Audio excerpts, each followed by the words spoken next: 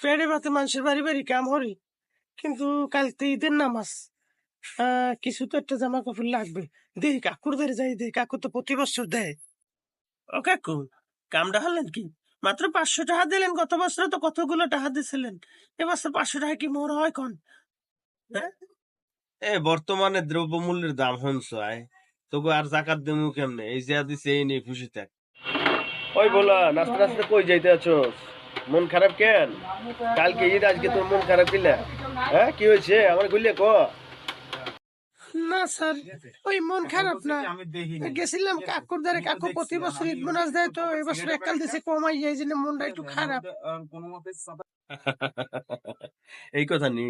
আরে তুই আমার সাথে চল, আমার সাথে ঈদের দিন খাবি দাবি মাস্তি করবি। চল, আমি তোর সব কেনাকাটা করে দিমু।